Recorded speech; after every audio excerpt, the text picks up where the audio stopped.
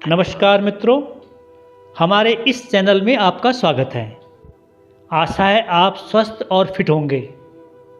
आज की ये रोचक कहानी एक सच्ची घटना पर आधारित है। आशा है आपको पसंद आएगी। तो चलें शुरू करते हैं। बरसात का समय था।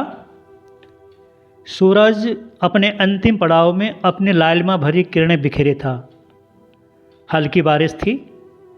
मैं पीठ में अपना पिठवा रखे उतराई पर पगडंडी में भागते जा रहा था। जैसे ही कांडई गांव में पहुंचा तो किसी ने बताया कि जल्दी जल्दी जाओ, अभी नदी को पार कराने वाले वही हैं, वे तुम्हें भी नदी पार छोड़ देंगे। फिर मैं उसके बाद हाँफते हाँफते नदी किनारे पहुंचा। नदी का पानी आसमान छू रहा था। मैं किनारे पर जाकर एक पत्थर में बैठ गया। चारों ओर देखने लगा कि नदी को पार कराने वाले कहाँ हैं।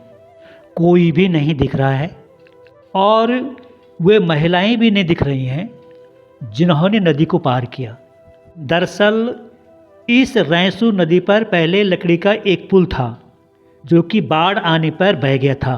चूँकि कांडई गांव की महिलाओं का घास का जंगल इस नदी के पार है, इसलिए शाम के समय जब गांव की महिलाएं घास लेकर नदी के किनारे आती हैं तो गांव वाले रस्सी के सहारे इन महिलाओं को नदी से पार करवाते हैं और फिर इस समय जो भी रास्ते में आने जाने वाले हैं इन सब को पार करवा लेते हैं। इसी सहारे मैं इस रास्ते आया था, लेकिन इधर उधर देखने पर कहीं भी कोई भी मुझे दिखाई नहीं दे रहा था। सिर्फ नदी की आवाज़ गूंज रही थी।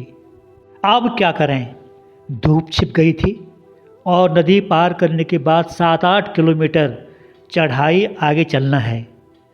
नदी पार तो नहीं कर सका। अब क्या होगा?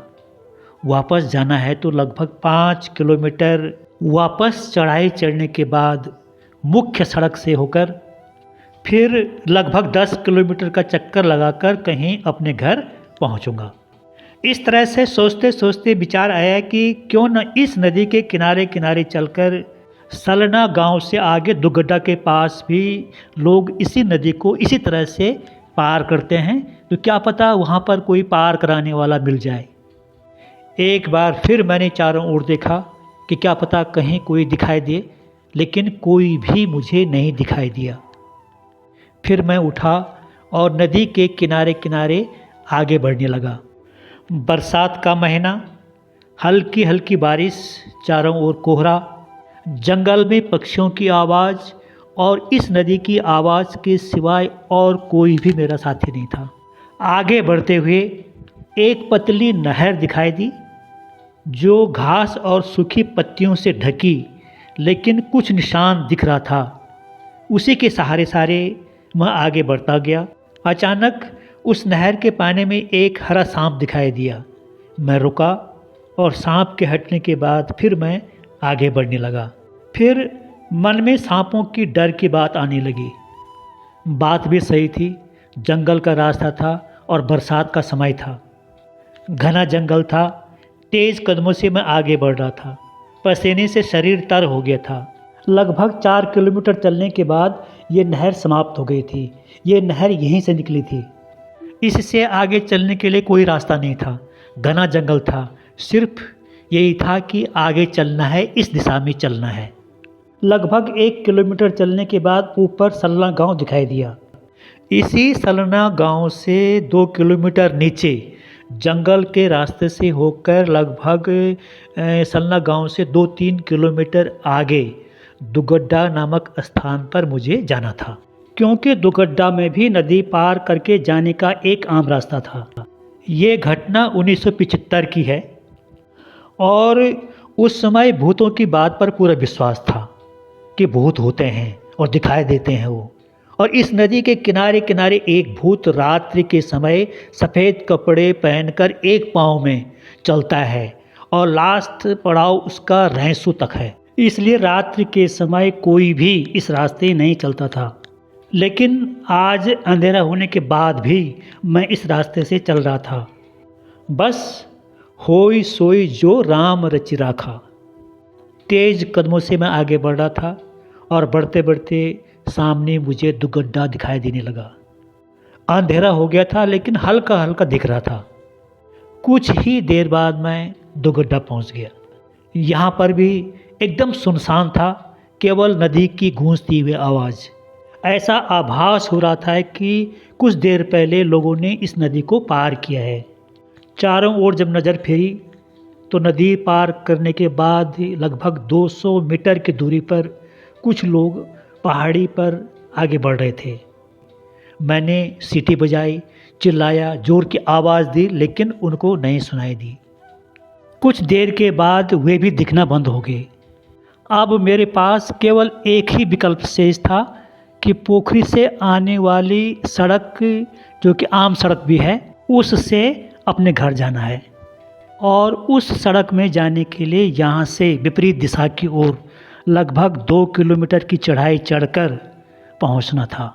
नदी पार करने की उम्मीद छोड़कर फटाफट मैं उस रास्ते पे चला और चढ़ाई चढ़ते हुए पोखरी से आने वाली सड़क पर पहुंचा।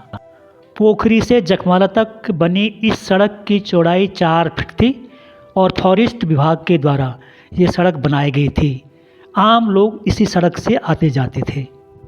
अब मेरे पास अपने घर तक पहुंचने के लिए केवल एक ही रास्ता था कि यहाँ से लगभग 4 किलोमीटर दूर जखमाला, और जखमाला में पुल पार करने के बाद पाटी से होते हुए और फिर बीच में एक घना जंगल आता है लगभग 2-3 किलोमीटर, और वहाँ से फिर मसोली, और मसोली के बाद गुड़म, और गुड़म के बाद अपने गांव।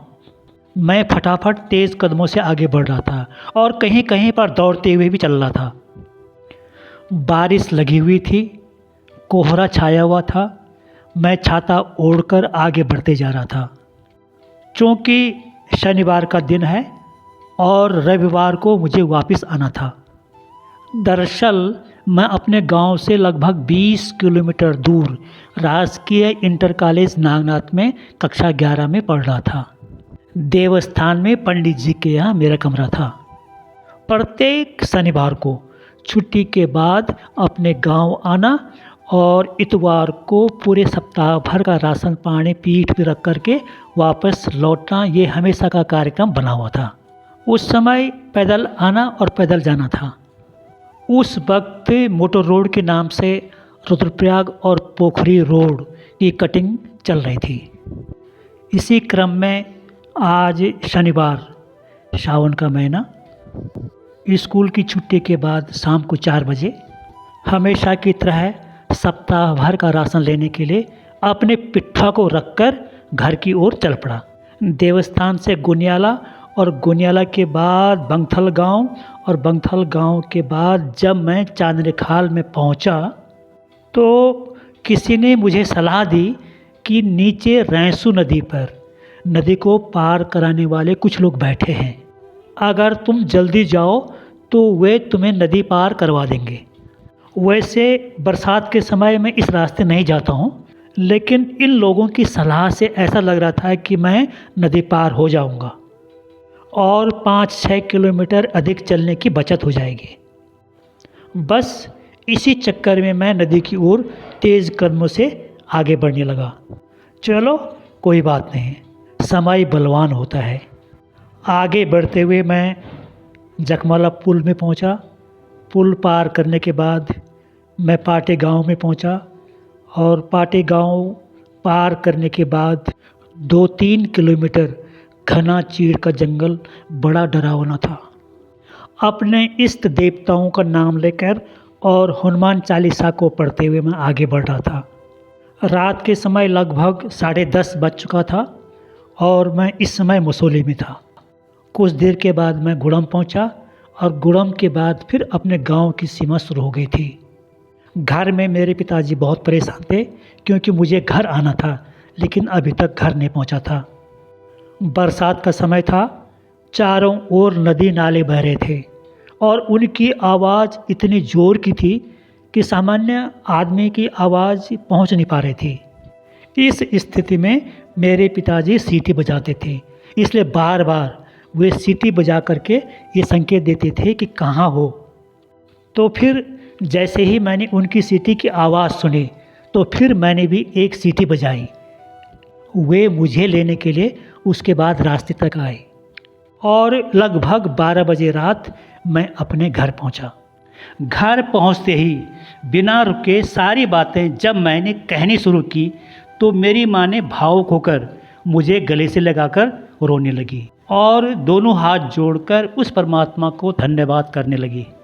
हमारे घर में दूध देने वाली भैंस थी। मेरी माँ ने खीर बना कर रखी थी। हम सब ने एक साथ भोजन किया और उसके बाद सो गए। लगभग सुबह 4 बजे मेरी माँ उठी और उखले में साटी कूटने लगे। घाट से आटा पीस करके रखा था और चावल के लिए माँ का साथ देने के लिए सुबह के समय पिताजी भी सहयोग कर रहे थे। सुबह के समय लगभग 6-7 बजे मैं भी उठा और हाथ मुंह धोकर वापस आने की तैयारी करने लगा। मेरी माँ और पिता दोनों मिलकर बगीचे से सब्जी तोड़कर और आटा चावल को थैलों में रखकर पिठुए में सजा रहे थे। वैसे आज मेरा वापस आने का दिल नहीं कर रहा था, इसलिए कि काफ़ी थकान लगी हुई थी। लेकिन मेरे माता और पिता की यह जिज्ञासा कि हमारा बेटा पढ़ेगा लिखेगा और बड़ा आदमी बनेगा, तो मैंने उनकी इस भावना को कभी भी ठेस पहुंचने नहीं दी और आज भी इस तरह की कोई बात मैंने कही नहीं।